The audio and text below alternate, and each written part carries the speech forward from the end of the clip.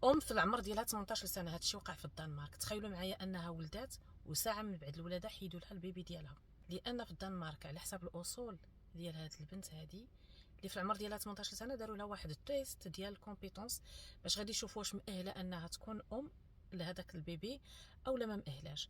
التيست ما نجحاتش فيه بحجه انها كانت ضحيه ديال الاعتداءات الجنسيه فاش كانت صغيره. تخيلوا معايا انهم غادي يحيدوا لها البيبي ديالها لانها كانت ضحيه ديال الاعتداءات.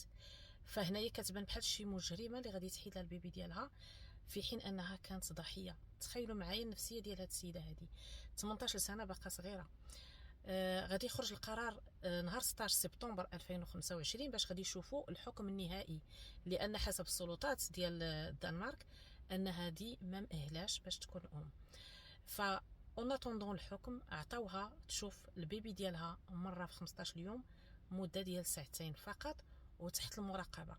تخيلوا معايا ان واحد الانسان تعرض لواحد الاعتداءات وحكموا على الماضي هي كانت ضحيه، واليوم كيحسبوها كمجرمه انها ما مأهلاش تربي هذاك البيبي ديالها. فعلا هي مازال صغيره، ولكن هذا التيست اللي في الدنمارك واش كيدار على كل شيء او لا فقط على الناس اللي كيكونوا ضحايا فاش كانوا صغار وكيبقى داكشي تابعهم وكيتحكم عليهم وهما كبار، ان باش غادي يحيدوا لها البيبي ديالها لانهم داروا لها التيست وكيقولوا ما مأهلاش انها تكون اللي غتربي هذا البيبي بحكم انها كانت ضحيه ديال الاعتداءات.